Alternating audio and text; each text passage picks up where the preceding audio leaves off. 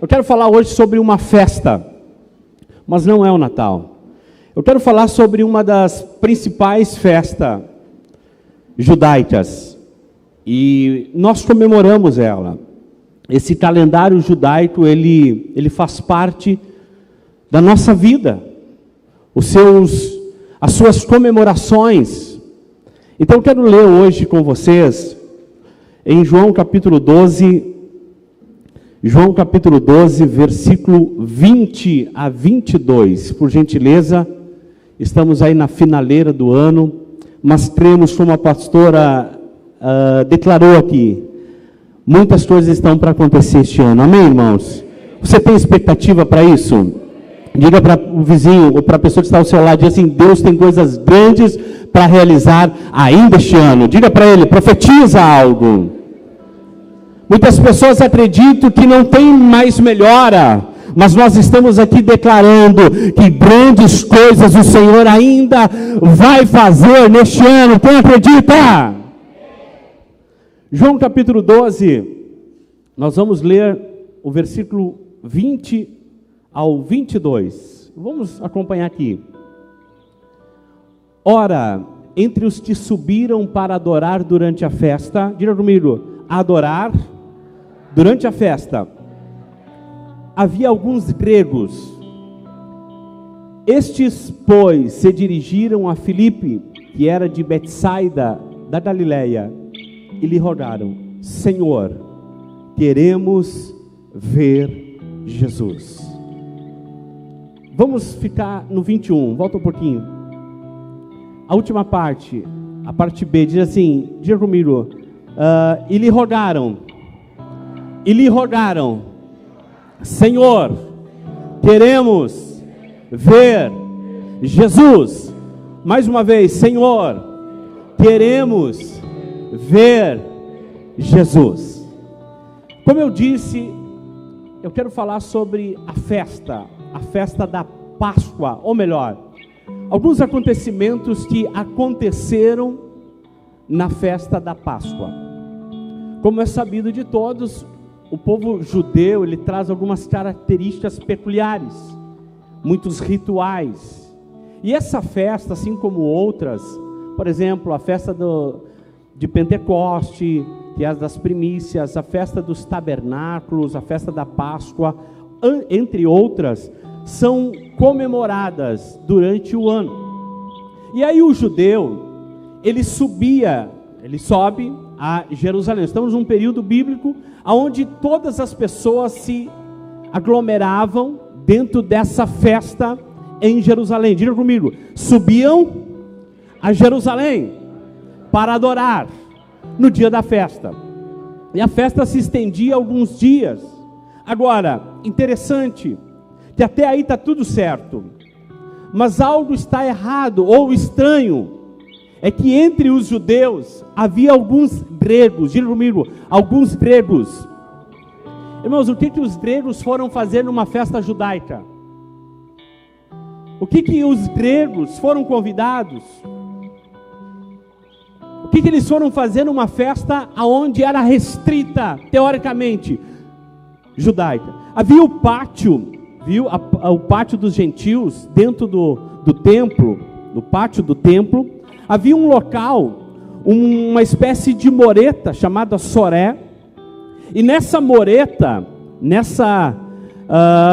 uma espécie de cerca, digamos, havia ali pilares, que equidistantes estavam entre eles algumas placas de pedras, e nesses pilares estavam contendo essas placas de pedra, estavam escrito a seguinte frase, olha só: nenhum estrangeiro deve passar pela cerca ao redor do templo e do tribunal. Se alguém for pego fazendo isso, ele deve se culpar pela morte que se seguirá. Ou seja, essa era a sentença que estava naquela placa de pedra. E segundo a história, segundo o historiador Joséfo, que era historiador judeu do primeiro século, até segundo a arqueologia, encontrar esses artefatos de pedra que continham essa descrição, se entendia que havia essa recomendação para o povo estrangeiro, ou seja, até o pátio você poderia ir, mas não poderia passar a moreta, porque ali era exclusivamente para judeu, de mãe judia, circuncidado. Então, como era comum também, alguns prosélitos que eram gregos, gentios, se convertiam à fé judaica, então eles poderiam ir até o pátio, não podendo passar daquela moreta, porque senão havia a sentença. Eu vou ler novamente: nenhum estrangeiro deve passar pela cerca ao redor do templo e do tribunal. Se alguém for pego fazendo isso, ele deve se culpar pela morte que se seguirá. Ela estava escrita, essa frase, em grego, porque o grego era a língua fluente da época, era a língua franca da época, assim como o inglês hoje predomina nos nossos dias. Então essa escrita era, todo mundo praticamente sabia, estrangeiros sabiam o que estava escrito. E esses artefatos foram, como eu disse, encontrados pela arqueologia, e uma das pedras está no Museu Arqueológico de Jerusalém, e outra está em Istambul, na Turquia. Então, são fatos arqueológicos, históricos, reais. Outro sim, que dentre esse povo todo, havia uma série de funções que aconteciam nas festas. Havia, por exemplo, a culinária, que era típica do ambiente judaico. Havia rituais na festa, havia cerimoniais, havia dança, havia comemorações, e o judeu comemorava a saída do Egito. Esse era a razão da Páscoa, diferente da ocidental, que muitos na Páscoa comemoram ovo de chocolate, ou ovos de coelho.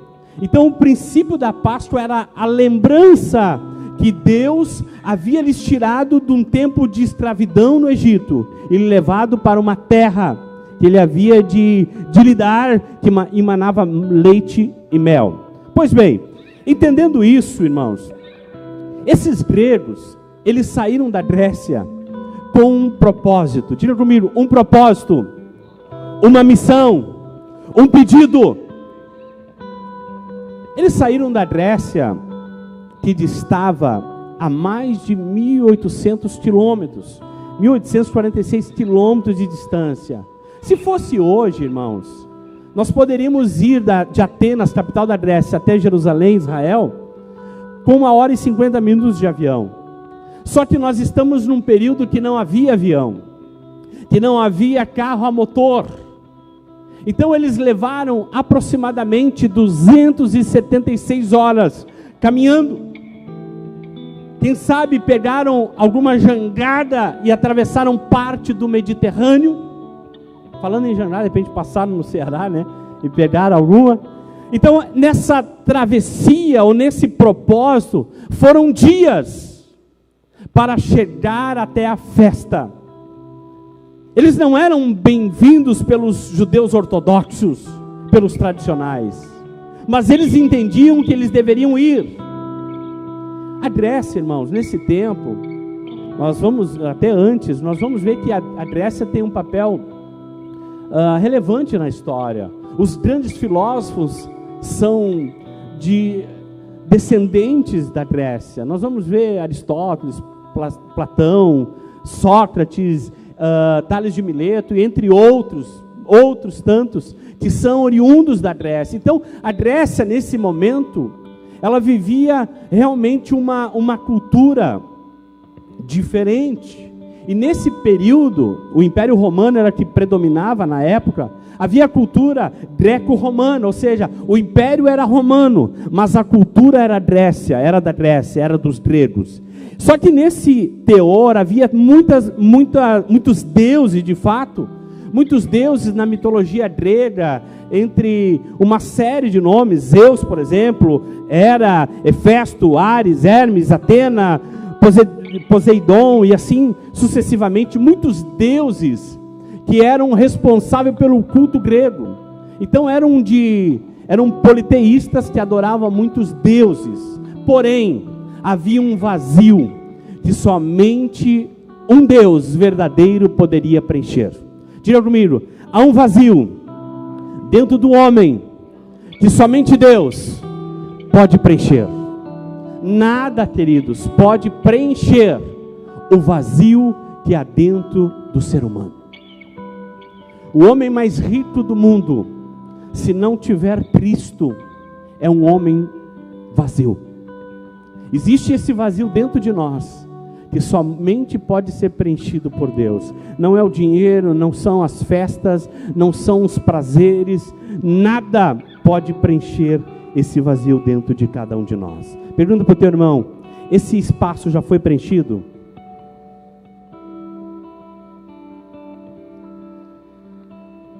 Já foi preenchido esse espaço? Amém? De quem foi preenchido, levante a mão. Glória a Deus por isso. Então esses gregos, irmãos, eles se moveram por dias até chegar em Jerusalém. Mas não era apenas mais uma festa. Eles tinham uma missão. Eles tinham um desejo. E esse desejo era ver Jesus. Diga comigo: queremos ver Jesus. Essa era a motivação pelo qual os caras vieram da Grécia. Abriram mão do conforto, da vida estável que eles tinham, para se mover por dias, a dificuldade do trajeto, a escassez do caminho. Não estamos num tempo como hoje, mas todavia, havia um desejo que era maior, e é esse desejo que nos motiva a estar aqui nesta noite. O pastor estava falando sobre os irmãos africanos, que se movem por dias caminhando para participar de um culto.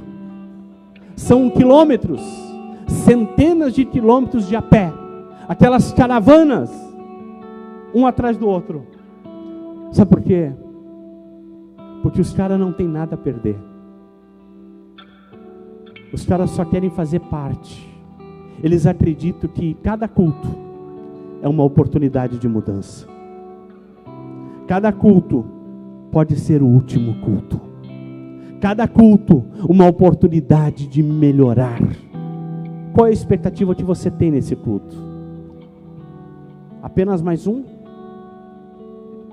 Viemos por vir, apenas mais um culto, e às vezes nós nos acostumamos a participar de cultos.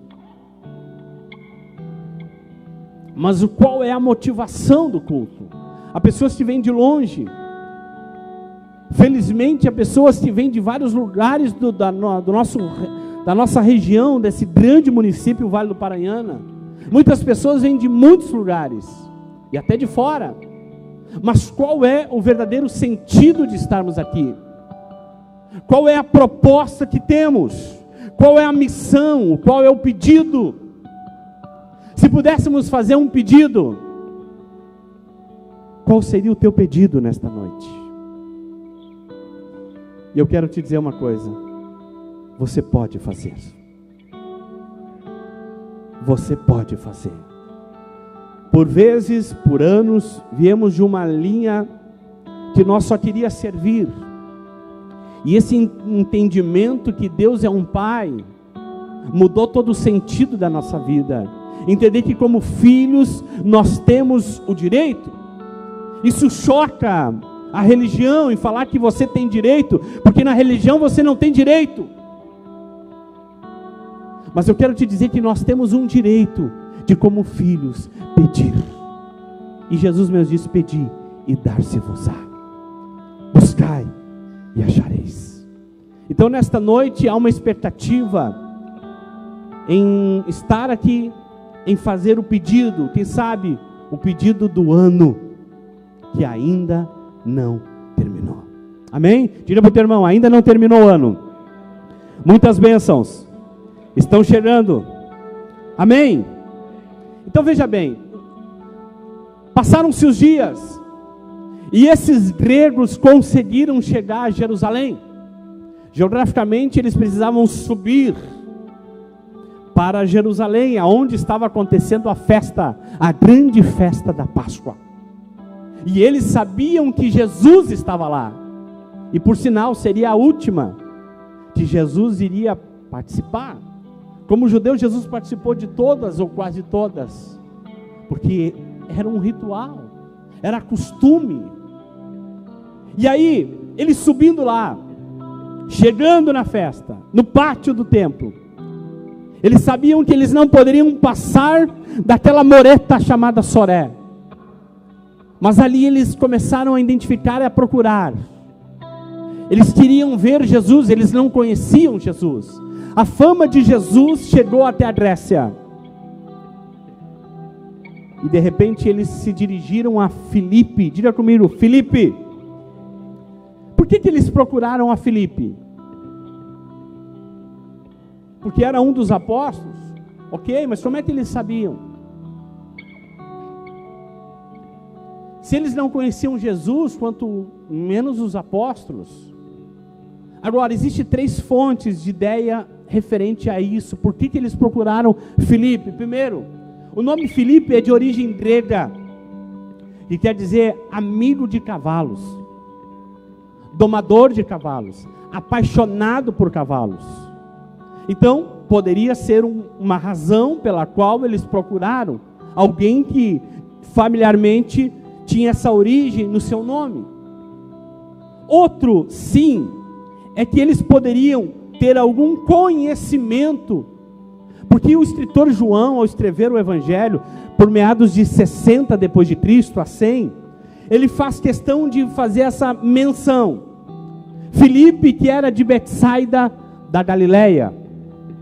Não tem razão para João fazer a descrição da localidade da terra natal de Filipe. Então, há uma fonte que eles poderiam conhecer a Filipe, que era de Betsaida, da região da Galileia. E outra fonte é que eles procuraram Filipe, é que Filipe poderia fazer parte da guarda de segurança de Jesus. Escute isso. Jesus nesse período estava sendo ameaçado pelos religiosos. Eles estavam tramando matar Jesus. Eles queriam matar, e os discípulos sabiam disso. E os discípulos estavam ali de olho atento, percebendo qualquer movimento estranho. Então, possivelmente, poderia ser alguém que estivesse fazendo a primeira esquadra de segurança de Jesus. Porque o clima era tenso. Havia vazado informação. Os fariseus, os religiosos da época queriam matar Jesus. E os discípulos sabiam disso e estavam temerosos. Mas enfim, chegaram a Filipe, que era de Betsaida da Galileia, e fizeram um pedido. E esse, sem dúvida, é um dos maiores pedidos de alguém em um culto, em uma festa. Senhor, queremos ver Jesus.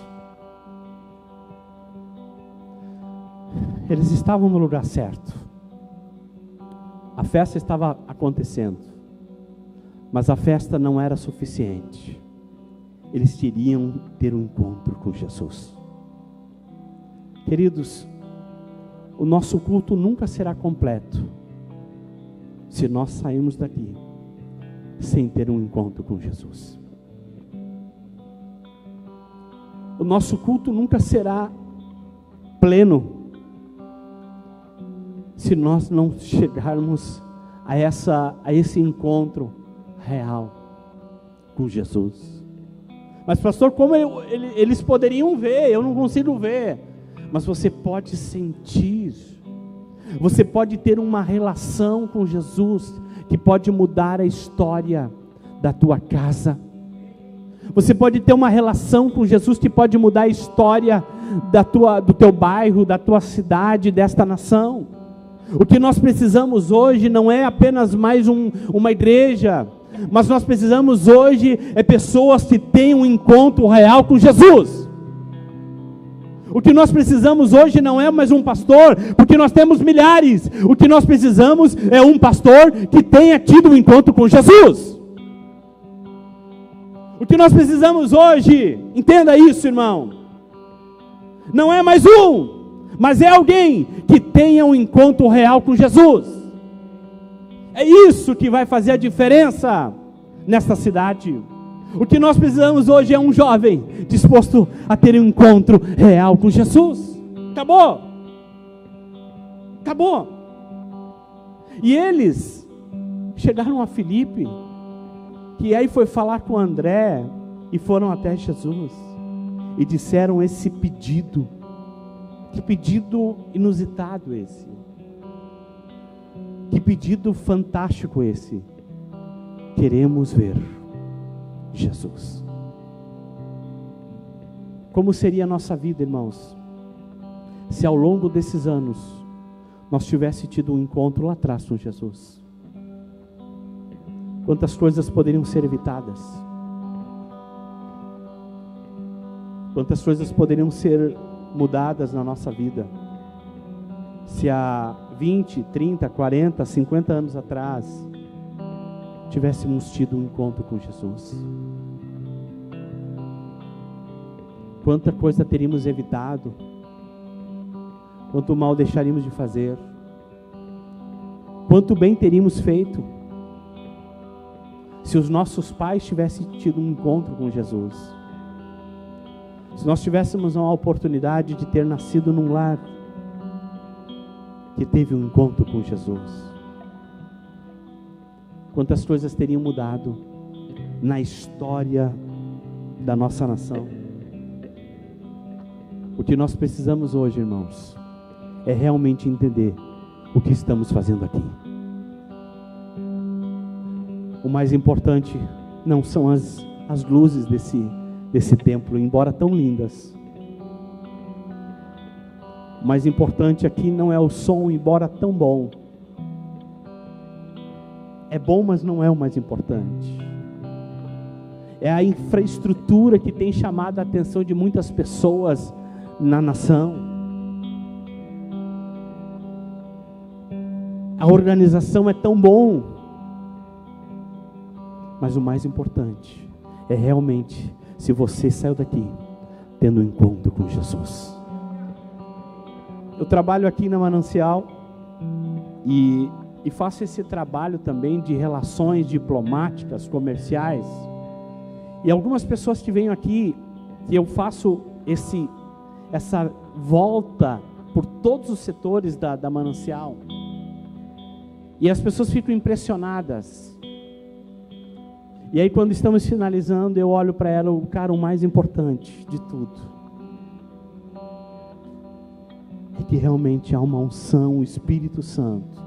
O mais importante é a visão que se carrega. Isso é o mais importante. Então o mais importante de qualquer coisa é saber que se Jesus está junto. Esse é o mais importante. Essa é a maior chave da vida. É entender se Jesus se faz presente. Que culto é esse quando Jesus está presente? Pastor, mas existe igrejas que Jesus não faz presente? Cara, a Bíblia diz que ele estava no lado de fora. João relata nas cartas ao Apocalipse, as 7 igrejas da Ásia, que havia uma que ele batia: eis estou à porta e bato. Se alguém ouvir e abrir, eu entrarei e cearei com ele. O que ele precisa hoje, irmãos, é alguém disposto a dizer: Senhor, eu posso estar quebrado, machucado, ferido, sem um pila no bolso, mas eu vim aqui para ver Jesus. Quantos vieram para ver Jesus? Vamos dar uma forte salva de palma para Ele, que se faz presente nesta noite. Para Ele que se faz presente neste lugar. É para Ele, é por Ele que estamos aqui nesta noite. Então, os caras chegando ali, eles tiveram que viver a realidade do extremismo, em saber que eles tinham um lugar para ficar. Mas eles se contentaram em saber que, embora naquele lugar reservado para os estrangeiros, para os gentios, eles queriam ter uma audiência pessoal com Jesus. E aquela audiência, com certeza, iria mudar todo o conceito mitológico, todo o conceito religioso, toda a filosofia. Nada se comparava aos ensinamentos que Jesus poderia liberar para eles. E eles sabiam quem era esse, que até os ventos lhe obedeciam. Que homem é este? Esse homem era diferente de Sócrates. Esse homem era diferente de Platão. Esse homem era diferente de Hércules, o filho famoso de Zeus. Esse homem era diferente. E as pessoas, irmãos, estão à procura de homens diferentes. Sim ou não? As pessoas vêm de longe para ouvir um homem diferente. É o que acontece aqui na escola de realinhamento, que por sinal, algumas pessoas já estão se vindo para cá, locomovendo para cá. O que faz as pessoas abrirem mão das suas casas, dos seus estados, em pagar, em ter tarifas de viagens altas. O que faz essas pessoas muitas vezes ir para o sinal vender água, né? Como aconteceu no Ceará. O que faz muitas pessoas ter que fazer empréstimo, tem que vender algum imóvel, algum bem. O que faz alguém sair da sua terra, da sua cultura e ficar aqui 20 dias, é porque eles têm certeza que esses 20 dias a sua vida não será mais a mesma. É isso que faz a diferença. É isso que move as pessoas virem de todos os cantos, de todos os lugares dessa nação e até fora. É para ouvir um homem diferente, que carrega algo diferente. E é isso que as pessoas estão procurando. Alguém diferente. Porque nessa cultura que todo mundo é igual, que igreja é tudo igual, que pastor é tudo charlatão. Não é verdade. Há pessoas diferentes. Há pessoas diferentes. Dá uma olhadinha da pessoa que está ao teu lado. Vê se esse homem, essa mulher é alguém diferente. Você é diferente. Ou Deus está te dando uma oportunidade de ser diferente. Amém, irmãos? Deus quer mudar a tua história. Deus quer fazer um antes e um depois. E esse pode ser o momento nessa noite. Esse pode ser o culto da mudança, da virada. Porque estamos aqui na próxima sexta, nós vamos ter o culto da virada. Vamos virar o ano. Diga comigo, virar o ano. Mas eu te convido hoje a virar de vida. Eu te convido hoje a mudar de vida. Eu te convido hoje a começar um ciclo novo, uma história nova. Nós vamos mudar de ano, mas não adianta continuarmos numa vida velha. Hoje é o dia de mudança. Hoje, diga comigo, hoje, mais forte, hoje é o dia da minha vitória, da minha mudança. Quem crê nisso? Creia. Caso contrário, nós estamos perdendo tempo, irmãos. Caso contrário, nós estamos brincando de igreja. E não temos mais tempo para brincar. Ou melhor, nós já perdemos muito tempo. Nós já perdemos muito tempo. O que mais você precisa perder? Você quer perder mais um ano? Cara, não tem mais tempo. Não tem mais tempo para perder. E se isso está de fato revelado, quantas palavras preciosas são liberadas nesse altar. Eu quero fazer parte disso, irmão. Amém. Eu quero desfrutar disso. Eu quero caminhar em cima disso. Eu acredito nisso. E por que as coisas não acontecem muitas vezes na nossa vida? Acontece na vida do A, do B, do C, do Z e do Y. Mas não acontece na nossa. É porque às vezes, irmãos, nós não estamos dispostos. A responsabilidade é minha. Porque é fato É fácil nós acharmos culpados, e isso é cultural. Estamos sempre achando o culpado para os nossos defeitos. É por causa disso, é porque eu vim disso, é por causa daquilo. Cara, se tem algum culpado, o culpado sou eu. Diga comigo, se tem algum culpado, o culpado sou eu. Sim ou não? Porque senão a gente vai ficar dando mola, a gente vai dando tempo a algo que não é real. Cara, chegou o dia de mudança, e o dia se chama hoje. A Bíblia diz: se hoje ouvires a voz do Senhor teu Deus, não endureçais o vosso coração. Sabe uma das palavras que o diabo mais gosta, irmão? Uma das palavras que o diabo mais gosta chama-se amanhã. Amanhã eu mudo. Amanhã eu paro de mentir, amanhã eu paro de roubar, amanhã eu paro de adulterar, amanhã eu paro de fumar. Amanhã, hoje eu posso. Amanhã, ano novo, cara, falta poucos dias. Ano novo, 1º de janeiro eu vou começar, cara, não vai dar certo. É hoje. É agora. Pode ser hoje. Pode ser agora. Pode ser você, amém? Amém!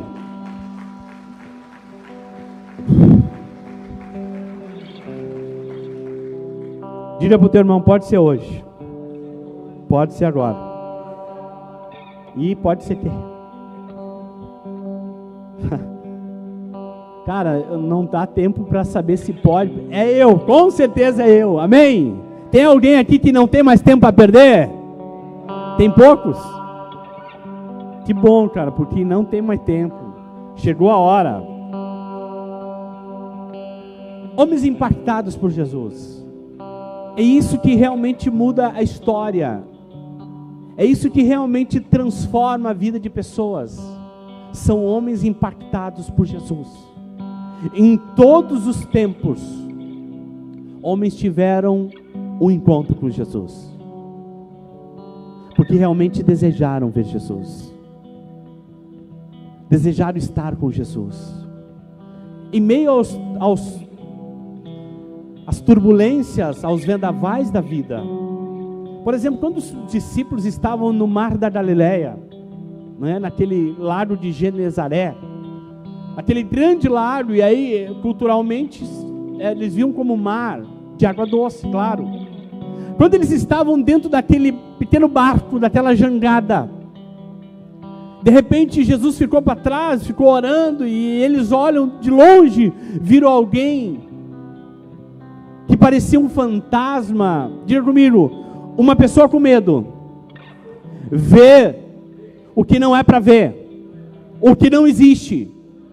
E eles estavam vendo algo que não existe, eles pareciam ser um fantasma. E de repente Pedro olhou e disse: olha, Senhor, se és tu, até aqui ele não tinha certeza, se és tu, manda eu ir ter contigo. De repente ele ouviu de longe alguém dizendo: vem, sou eu, não temais, vem. Os 12 estavam no barco, mas apenas um teve a coragem de descer do barco. Apenas um teve a coragem, irmãos, de andar sobre as águas. Todos poderiam andar, todos, porque Deus não trabalha com ninguém aqui, é diferente, irmãos. Agora a nossa atitude no céu faz a diferença. Viu? Tem algum escolhido aqui? Todos, né? Tem algum chamado aqui? Alguém tem um chamado de Deus? Levante a sua mão. Agora, por que às vezes as coisas não acontecem como nós deveríamos ou gostaríamos? Então Pedro, assim como os demais apóstolos, discípulos, estavam dentro do barco, todos poderiam ter ido, e não faltou gente para dizer para Pedro: Pedro, não faça isso. Tu nunca fez. Diga comigo, tu nunca fez. É que nós estamos numa cultura que a gente nunca fez. E já que nunca fez, por que não fazer pela primeira vez? Se nós ainda não fizemos, eu quero te dizer, podemos fazer hoje. Hoje podemos fazer algo que ainda não fizemos. Uma atitude diferente vai trazer resultados diferentes.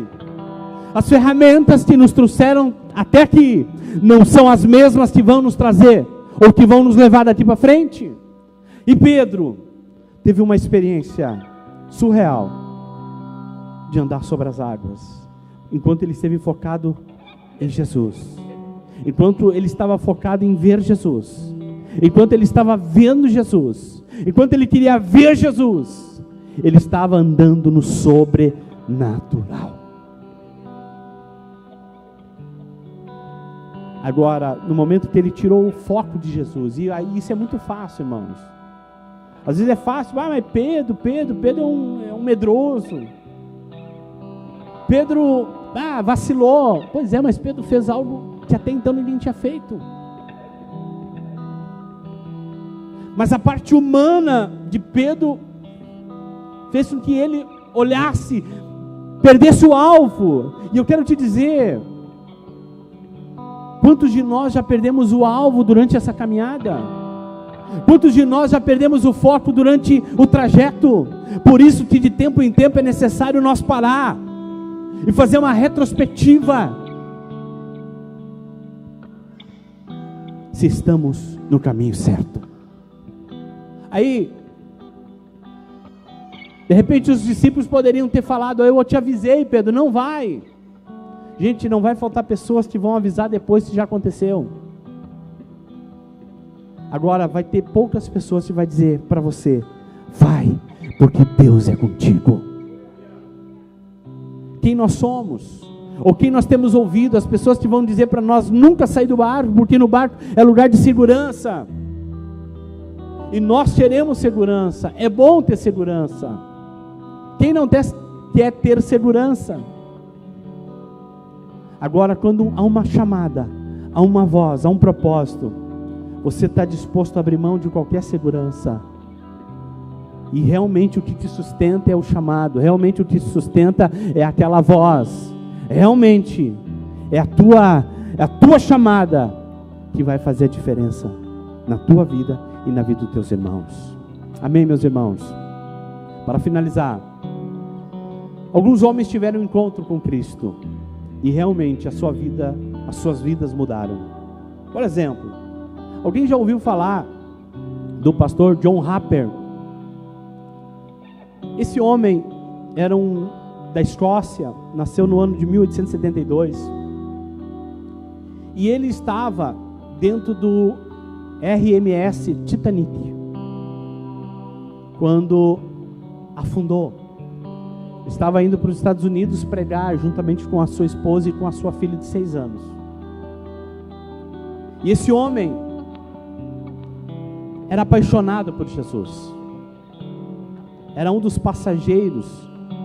Eram aproximadamente 2.300 passageiros e tripulantes todos que estavam dentro daquele navio no primeiro século, ou melhor, no início do século 20. E esse homem, ele via sempre uma oportunidade de falar de Jesus. E durante o dia, à tarde, manhã, noite, ele pregava, ele falava do amor de Jesus para as pessoas que estavam naquele navio. Até que no dia 14 de abril de 1912, aquele barco, ele ouviu o rumor, a batida, que foi muito forte, e acordou praticamente os passageiros daquele navio. E 2 horas e 40 minutos depois que aquele navio bateu no iceberg, ele afundou. Só que só havia 700 coletes de salva-vidas, e havia muitas pessoas, em torno de 2.300. E ele recebe o colete, assim como a sua família, a sua filha e a sua esposa. E ele então, mandando que eles saíssem do navio, ele permaneceu no navio. E aí, passaram-se, depois desse acontecimento, alguns dias depois, saiu uma matéria no jornal que ele acreditava que o navio não iria afundar.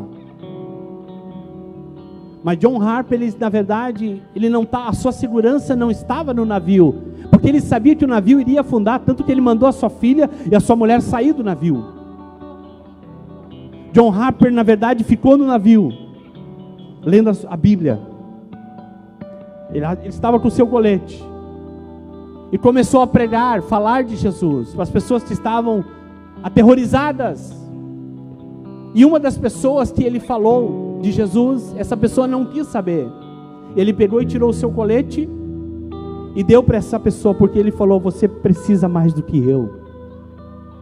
E agora, sem colete, naquelas águas geladas, aquele homem começa a nadar e começa a se aproximar das pessoas e começa a pregar, falar do amor, começa a perguntar para as pessoas: você é salvo? Para surpresa, olha só, ele começou a falar, e depois que aconteceu isso, um jovem, 4 anos depois, em Hamilton, no Canadá, numa reunião, ele disse: olha, eu preciso falar alguma coisa. Que ele era uma das últimas pessoas, a última pessoa que aceitou Jesus através do ministério do pastor John Harper. E ele falando no seu testemunho, dizendo: olha, eu estava sobre um artefato de madeira, e ele estava ali próximo de mim, e ele perguntou para mim: você é salvo, jovem? E aquele jovem disse: não. E ele disse Atos, gostaria que você colocasse Atos 16, 31. Atos dos Apóstolos, capítulo 16, verso 31. Ele disse o seguinte: crê no Senhor Jesus e será salvo. Diga comigo: crê no Senhor Jesus e será salvo. Essa foi a mensagem do pastor escocês. E de repente, quando aquele jovem ia falar algo para ele, veio uma onda e o separou. Passando alguns minutos, eles se aproximaram de novo, e aí ele disse, o pastor disse, John Harper, falou: jovem, você é salvo. E ele disse: crê no Senhor Jesus e será salvo. Passaram alguns instantes, John morre, e esse jovem foi a última pessoa a ser alcançada através do ministério do pastor escocês John Harper. O que eu quero dizer com isso, irmãos? John tinha certeza em quem ele cria. Ele tinha 39 anos de idade. Ele queria morrer? Não. Mas ele sabia que ele estava no lugar certo. E dentro de um caos, esse homem preferiu ser um porta-voz de Deus. Ele não se preocupou com a sua vida. Ele não teve a sua vida mais preciosa. Ele quis falar do amor de Deus. Crê no Senhor Jesus e será salvo. Diga para o teu irmão: crê no Senhor Jesus e será salvo.